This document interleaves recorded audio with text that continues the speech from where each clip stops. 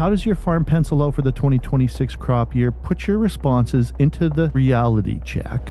Inputs are still high, relatively high. Other costs are still remaining sort of inflated for the last 5 years. Government average is more like 26, but coming out of the fall, from our perspective, we probably don't have enough subsoil to make 40 unless we get a lot of rain, a more reasonable target.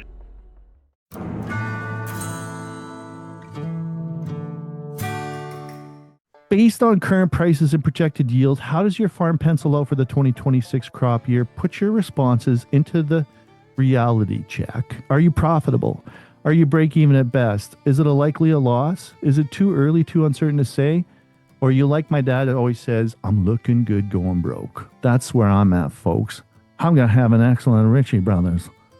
Jay, you were the inspiration behind this. You were on TikTok. You started this conversation. Your comments blew up. Tell us what was on your mind that day when you made that post. Well, I mean, it was one of those perfect scenarios. Usually when things like this usually happen, it comes from a pure thought, I find. I just had essentially came back from crop production show, and I guess there just wasn't a lot of positivity there. And talking with my friends, talking with different people at different booths, it seemed like everybody had one thing on their mind, and that was, how are we going to make money in 2026? Or what are the prospects for 2026? And then I was on my way home and I was listening to radio, and this was the Manitoba numbers had sort of just came out. Then the Saskatchewan numbers that just came out. Hear Kevin Hirsch on the radio talking about there's very little profitability in the numbers that the government's releasing, and it's a pretty long drive between Saskatoon and Swift Current. I was just sitting there thinking to myself, and over the next couple of days, I just it's really weird that it feels like everybody's sort of in the same position. Nobody's really happy with crop pricing. Inputs are still high, relatively high.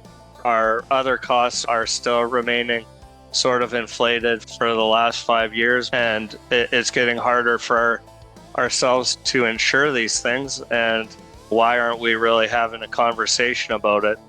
Why are we just sort of not really having a conversation with each other about it as farmers, about what we're probably facing going into the year, and possibly the sensitivities that we're facing with input pricing, as well as what may or may not happen if you're not at the very top end of your yield spectrum, or the top 20% anyways.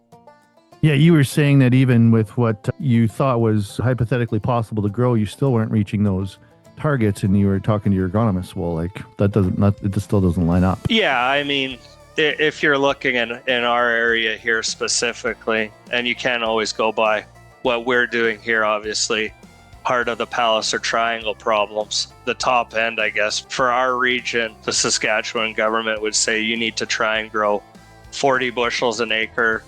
Probably the last 3 to 4 years, they would say the government average is more like 26.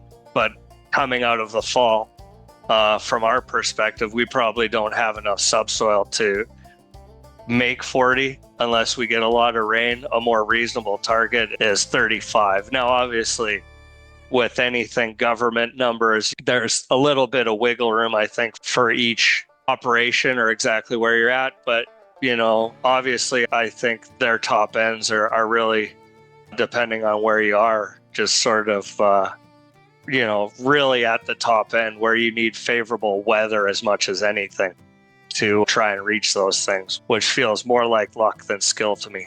Yeah, you don't want to be in the position where your business is only profitable if you get a horseshoe up your butt accidentally. The poll came back as 26% are seeing their business as profitable, 42% are seeing a break even at best, 16% are seeing a likely loss, 16% say it's too early, too uncertain to say, and nobody except for me is looking good going broke. Well, Harvey's on the call.